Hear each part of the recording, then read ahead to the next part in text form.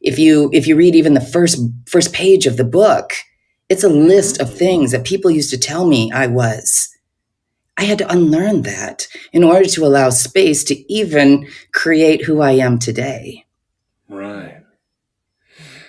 Danny, you've got something to say? No, I was just listening. There's a lot of interesting things, like I mentioned before, in your story, and one of them that kind of intrigued me because I lived a similar life before. That you have an open marriage and an open lifestyle, and your confidence has enabled you to be able to have a relationship like that. Is that what it kind of seems like to me? Yeah, there's a lot of homework done in that. I think for me, let me back up a little bit. Semantics was a really big deal for me when I came into the rooms of recovery and heard the words like surrender and unmanageability. I was livid. Like, what do you mean unmanage? No, do you not surrender? Do you not know where I've been? I mean, I'm like this warrior child who has survived, right? This disease. And so semantics has been a really big deal for me. And so I really have become mindful of that. So right now, I think where we're at in the society of relationships is, we're an open relationship. And it's just this, just a word that we throw across just very generically. And so my husband and I decided we are more open-minded. And with that being said, it keeps me out of a box. I don't do boxes. I struggle in boxes because I have worked my way out of the boxes for years, right? So, and then to think about being open-minded also does not limit me to anything. But again, I had to unlearn. I had to unlearn the things I'd been told. I had to find that neutral ground, getting sober. And then I had to learn who I was. And I think that is where the creation or this amazing entity of my being and of my marriage, it actually was made, because that is made through a lot of conversations, a lot of emotion. Like I had no idea that men ever felt jealousy. I just never, we just don't see that. And so as my husband and I took this journey, it's been bumpy. It's been glamorous. It's been even more bumpy. I mean, it's a process, just like getting sober, right? I'm learning, who am I? And I've also come to realize that my body is not my being.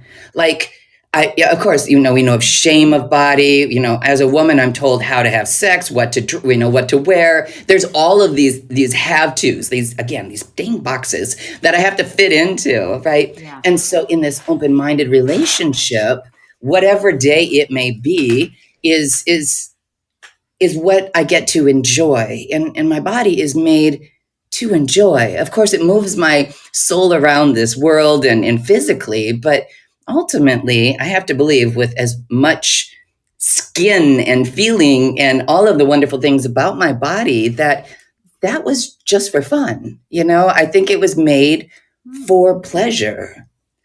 And if there's no threat and no expectation, yet also obligations, that becomes a very open, free, comfortable playing field of exploration.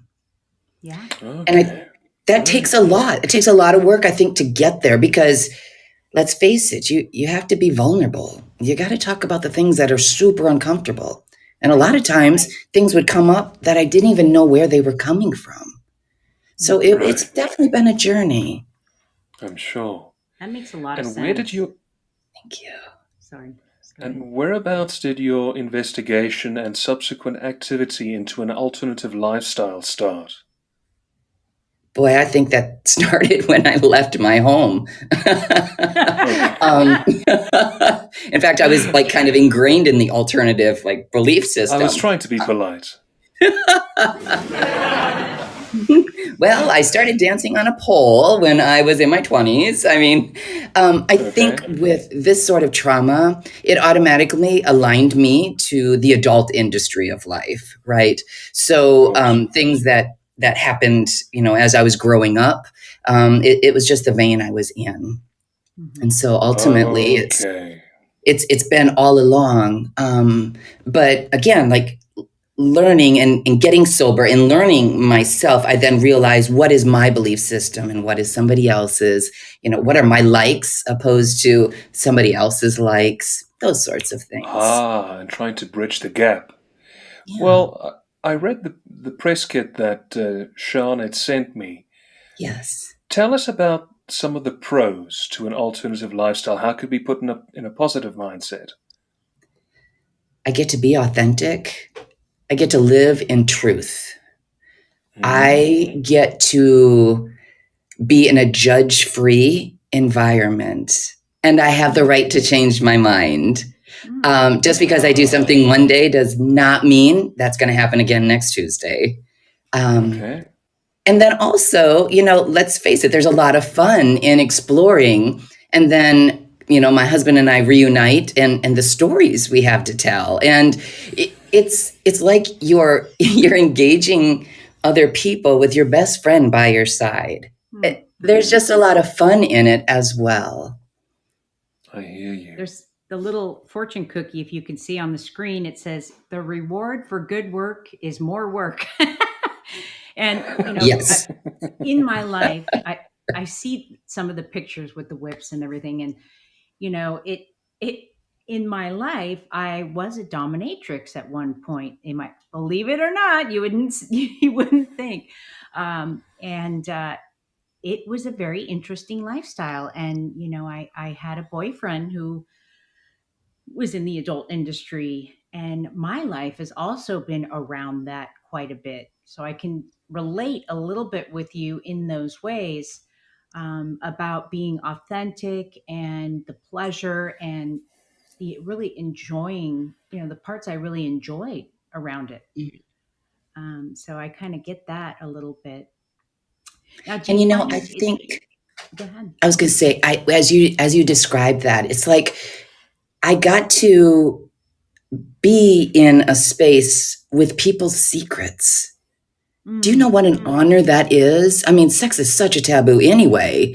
And then if you have, a little bit of, more interest outside of just sex, I mean, to be able to be in that space with submissive men primarily is it's a great honor. I hold space and I get it. I understand. I know what it feels like to be shamed. I know what it is. I know what it feels like. And so it was very rewarding to be able to be in that space with these guys. My goodness. So do you think that's because of your past? You were able to, the shame and the stuff that you endured as a child, that was put you in the position to be able to do that, with the submissive relationship? I think being in the vein that we talked of earlier, Yeah. I think it gave me a better understanding, better open-mindedness. I don't necessarily think because one happened, the other one happened. That's sometimes something that is thrown out as an expectation. I think it had more to do with Right. I healed a lot of that shame and I removed a lot of that. And I think by holding space and doing and engaging in these fantastic sessions, also allowed that for them. And it's a beautiful gift to be able to give. There's no judgment. It's absolutely gorgeous, actually. If you look at how your life has played out from way back when up until now, and I ask this question from everybody, I know it sounds kind of generic, but it's interesting the kind of responses that we get. What are some of, apart from the open-mindedness and apart from the communication and emotional intimacy, what are some of the life lessons that you've learned going past alcoholism to ultimately obtaining a third place, writing a book, all of that? How is Jules today versus how Jules was yesterday?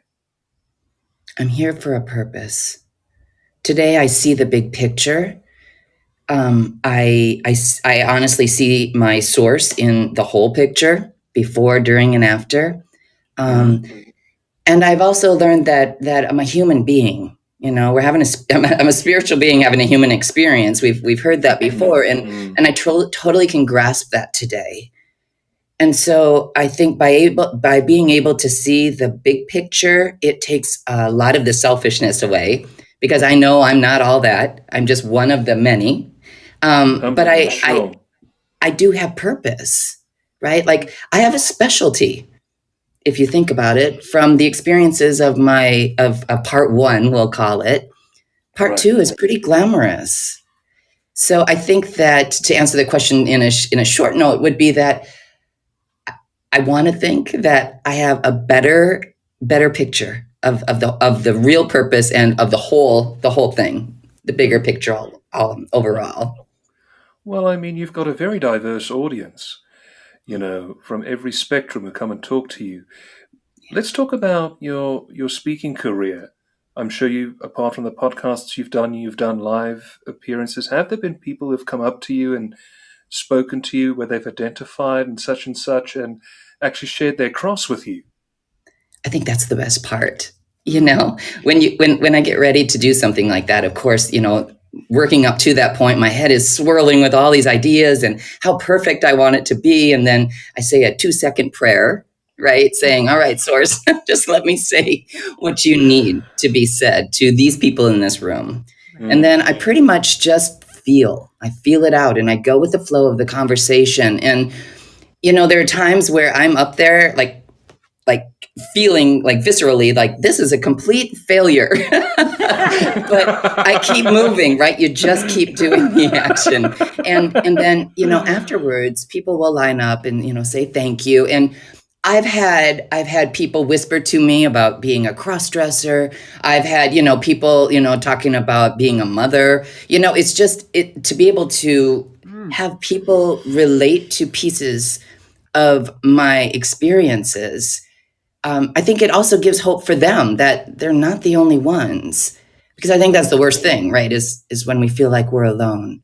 So I think that's my favorite part. I leave there like spiritually on a high. It's unbelievable. Well, you're preaching to the converted, that's why we started this show, to try and understand. And every time I have an experience like with this, I feel so saturated I can't sit down. Yeah. It's very turbulent times that we live in. And of course, as we all know, the path to hell is paved with good intentions. Yeah. And it comes with opposition. How do you deal with something like that if you were to get some sort of opposition in some form or another? Again, having a little bit of time under my belt, I appreciate the journey and all of its ups and downs.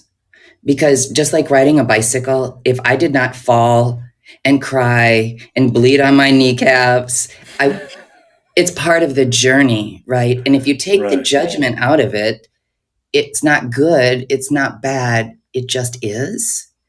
It makes me accept the journey even more. So when I do come up against something, it's that pause, like, okay, we got some blood on our knees. Okay, we can sit here for a second, but girl, get back up on that bicycle. I think that's kind of what it is. It's part of that process. But in so doing, you have to become your own internal motivator. I also have a lot of external motivators. That goes without saying. Yeah. Now, your body is probably, I don't know if I've ever seen a body that incredible. I mean, really, you have an incredible body. Those pictures, there's a reason why you won that title. How long did it take you, and how many years did it take you to become so fit and so muscular?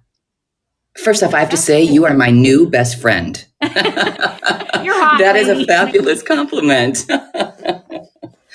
When I got sober at the age 35. Now, if you can imagine, I'm a typical looking, 35, 36, 37-year-old woman. And then at the age of 40, I just had this moment of like, this is it. Like I was that skinny fat girl. I was the girl who, the diets and all of the fads, right? And I learned that from my mom. And so when, the big 4-0 rolled over and I was just like, this can't be it. And actually, the main reason I even started going to the gym was to get rid of the cellulite on my thighs. I was mortified. Yeah. And so that was 10 years ago. Now, actually, on the 19th, I will turn 50. And No way. yes. I've been told I'm like a bottle of wine, like with age, I just keep getting better. You are, Thank pulling God. my leg. You're turning 50. I am. I will turn 50 on the 19th. I need to get a better prescription of glasses. So, it's Bloody well done. Thank you. So it's a process, right? Again, recovery has taught me so much about discipline, about, asking for help. I mean, it just really set the platform for a very successful future. So, I desperately wanted change, just like I did when I got sober. And so I went to a bodybuilding trainer, a lady who is also, she was a competitor. And I just admired, thinking, she doesn't have a stitch of cellulite on those thighs. She has what I want. And so I signed up. And just like I did that first year in recovery, I did exactly as she told me to do. I had that meal plan. I did not get off that meal plan for well over a year. No cheat meals. I had a gallon of water religiously a day. I mean, that gift of desperation, as we hear, right? Yeah. And I did. I desperately wanted to change this. And then, year 2, year 3, I'm starting to realize like, oh my gosh, like now that I have the right guidance, kind of like before, now that I have the right guidance, I can really get some traction here. Right. So, I think I did my first show at age 45. And I took third. There were only 3 of us, but darn it, I was very proud of my third place trophy. At 45, that's a hell of an accomplishment. Yeah, exactly. And then I got there. I'm sorry. It's hard just to get up there when you just had this thought of yourself having all this cellulite, and here you are, you're up and your body's being judged. That's incredible. Exactly. See, and if you think I used to get on a stage all the time, just not sober. That's why I'm laughing. So there was a lot of unlearning going on. I'm not kidding. Yeah. Well, it's a humbling process, I'm sure, as well. Thinking to yourself, okay, I used to dance at the Blue Lagoon for $20 per dance. I went through a period of ultimately feeling negative about myself, and now I'm going to take the next best step, lift weights, stand in front of the stage for all and sundry, looking as far better than what I can. That must really be a notch under the belt, and a really uplifting moment in your spirit to think, I was here, I had this thought here, now I am here. Boy, where am I going to go next? Mm-hmm. And that's kind of the process, right? You unlearn, and then you like kind of hit the and then you relearn. And for me to relearn anything is to bring in love, whatever it may be. I'm taking that. Yeah, because that's my bottom line. Am I in love or am I in fear? Those are it. That's what controls my decision, right? Or influences that, I should say. I need to introduce you to my life coach. You two would have a ball. No, really, Jules, you've really given me a lot of food for thought. You're right. We don't look at ourselves in love enough. And I'm painting with a broad stroke. And I think, apart from addiction, we get too entangled in the world and life in general, the rat race. And we just don't give enough fiber to ourselves to say, I love you. And before you hopped on, I actually shared a quote with Danny. We are where we are today because of the decisions that we made yesterday. Yeah. And that's pretty Yes. expressive in itself, self-explanatory. We can use it in our personal life. We can even use it in business. Mm-hmm. But it really is true that we have to often get out of our own way, because ultimately we don't realize that there's an extra depth. Danny might have that extra depth that she didn't realize she didn't have. Chris has a depth that Chris didn't realize he didn't have. Jules didn't realize that she had a depth, but ultimately saying, I'm not going to adopt the thinking that I had before. If I had this type of thinking, out the door you go, so I can invite love in. Third place, writer, etc., etc., etc. It's more of a fact of, I'm grateful. Yeah. Now I'm starting to see the big picture of what you stand for.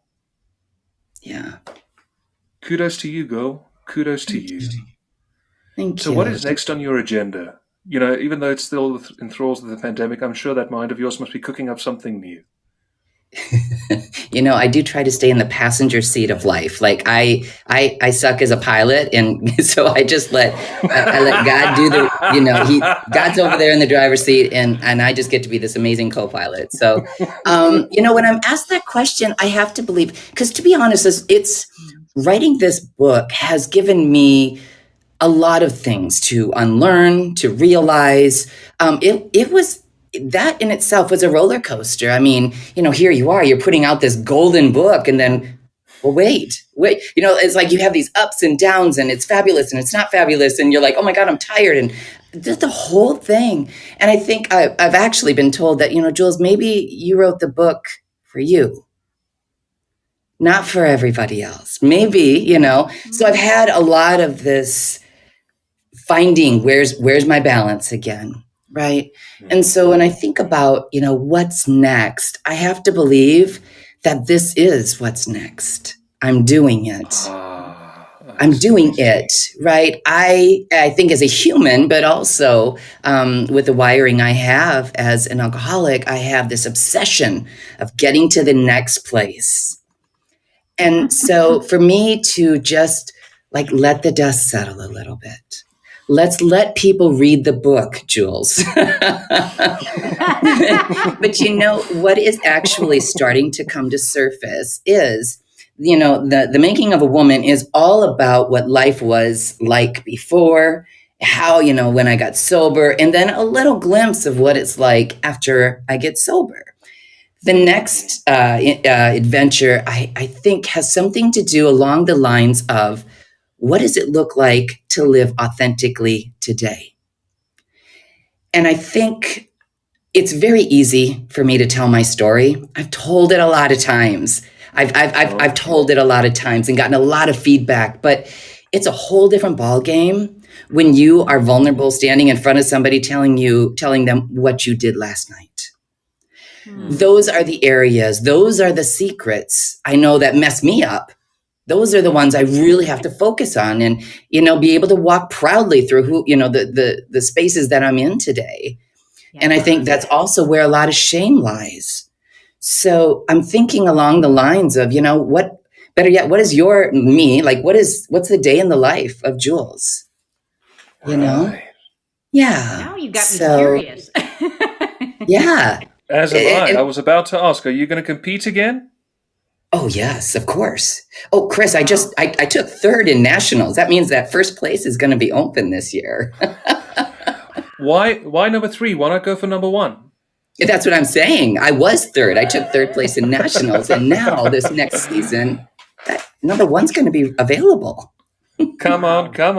Don't say that you can't say that the sky's the limit when there's already been footprints on the moon.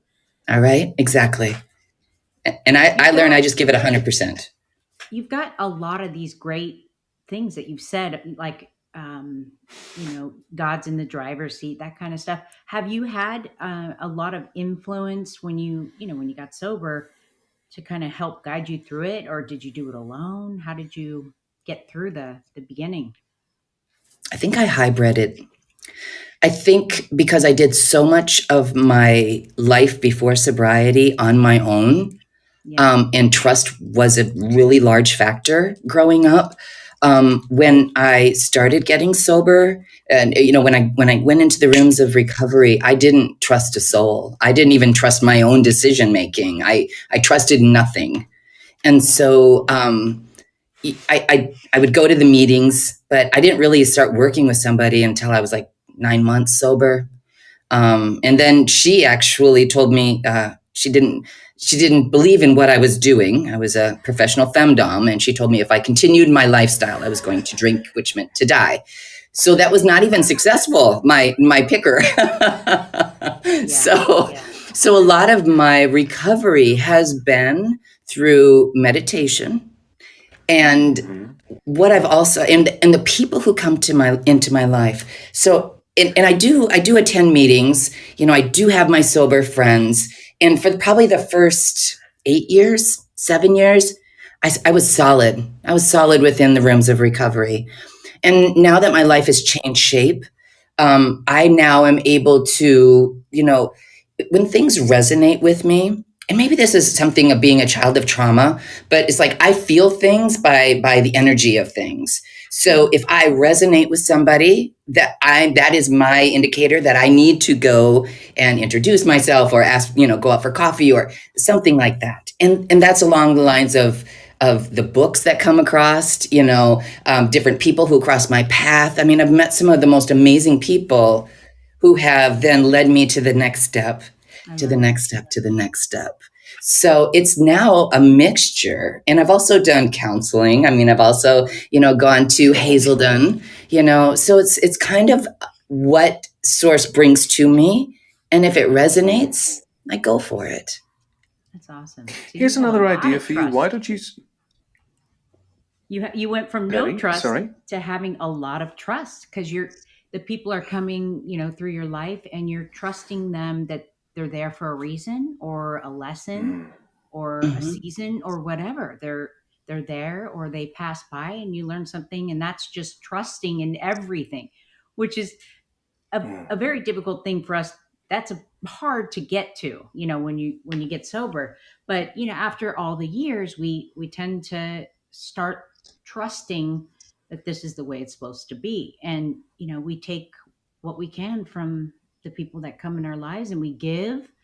And that's one of the awesome things about staying sober is you change so much, and hopefully, but I really, that really makes a lot of sense to me, what you just said. It's very cool. And I think also, I believe everybody has a contract with God. It's between me and source, bottom line, right? And who comes into my path and out of the path, that's all divine. It's exactly how it's supposed to be.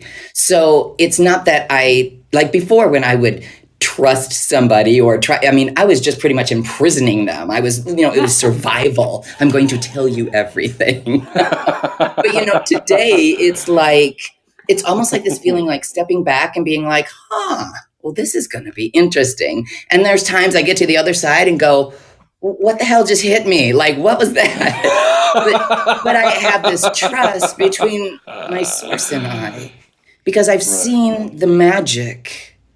I've seen the magic, and I have to believe. I just have to at this stage, after everything that's in this book, surviving that, I've got to be in some pretty darn good hands. Right. And now I just recognize that. Right. Yeah. Here's another idea for you. You're so well-spoken. You're so down to earth. You're such a great sport. Why don't you think about, maybe in the long interim, starting a podcast of your own, sharing your thoughts like an audio diary for people to hear, seeing that you are so transparent? Oh, that sounds like a good idea. I've been asked, are you going to do a podcast? And I'm thinking, oh my God, that just sounds like a lot of work. My husband and I, we're sailors. We love to be out on the ocean. And so I think in the stage, if I could kind of project, it's going to be something where that's where I'm bringing people in, whatever it may be. Maybe it will be, just my thoughts. Maybe it will be, spirituality as I'm cruising. It could be any of those things, but that's a great There's your idea. unique Thank you. selling point. You can do a podcast on the water. There you go. I mean, Yeah, nobody has that. on the water. On the water. Yeah. Let the waves guide you. There, I've sold you a title. There- Sold you a title. Thank you, Chris. Thank you.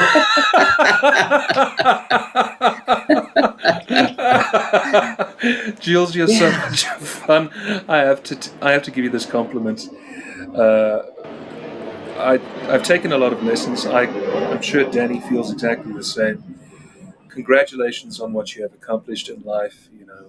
I'm sure you're not the kind of person to seek the old atta girl, but you can tap yourself on the shoulder for being so open and making this discovery of yourself and being so willing to turn your test into a testimony in so many words, and allowing yourself to have this adventure and being open-minded. Look, I'm going to play open cards with you as well. I'm also in that process now where my thinking needs to change. I've also recently got a coach who's guiding me through that. And hearing you talk about how excited you were to correct myself about your journey and how you had to unlearn, I'm excited about where I'm going to unlearn a lot of things. And I'd like to meet up with you in the long term and share those experiences. I would love that. I would Just not with the absolutely. web, please. I hope easily. And I think sometimes just identifying it is half the battle. Because, I'm Right. functioning thinking, why is this not working? And then somebody else on the outside points it out and it's like, oh my gosh, that's it. I didn't always have that tool before sobriety, right? I just kept plowing and plowing and plowing. So yeah, I think if you're on that journey, it's gonna be exciting, I hope. That's cool. Humbling. Danny, have you got anything else to add for this lovely lady? I just wanted to let you know that you're a bright light, and I would love to. I want you to write another book, because I'm going to buy your first book, because I want to hear more about life today. Because for me, getting sober, it's up and down. But right now, to me, you are very inspiring, because I'm in a rut right now. And when you get in a rut, it really messes with your confidence. And I'm looking at you, and you are very confident and very secure and healthy. And healthy, these are all things that I want in my life, because I've actually had some health issues this year.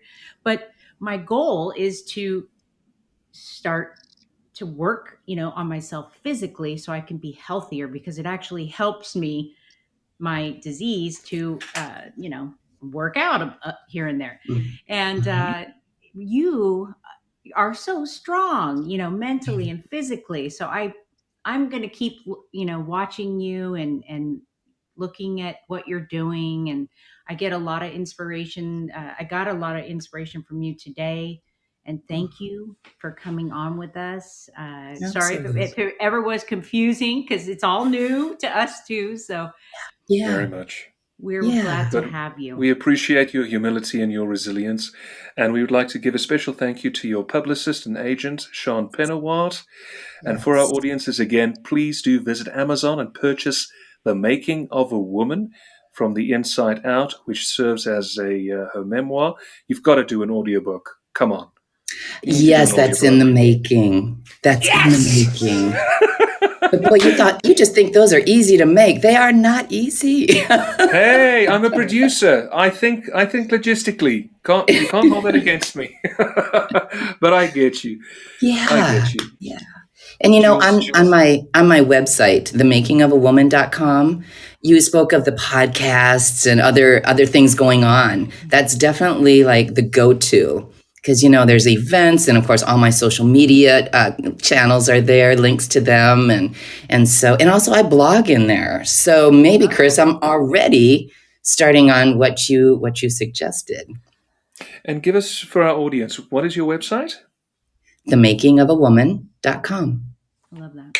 100%. Jules, you're a superstar. Thank you so much. Guys, this has been great. Thank you. Thank you so much. It's Jules. our pleasure. Danny, throw another shout out to our audiences for a t-shirt and all the like. Yeah, we keep getting Woody on here every week. Woody, thank you so much for the loyalty. We'd love to hear from you. If you ever feel like it, you don't have to. Or email me at info@doingitsober.com. If you're watching the live stream right now on Facebook or YouTube, you can always request a link. It is firesidechat.com/Daniela Park. And it's not only us, there are amazing people on this platform to connect with. And the cool thing is you can really connect with these people and get personal with them. There's 20 different genres of different things that people talk about. So I highly recommend requesting access. And we are here every Tuesday at 5 o'clock. Thanks for watching. Thank you so much, guys. We love you, and we'll see you in the next episode. Godspeed for now, and thank you again, Jules. Look after yourself. Thank you. Bye-bye. Bye-bye.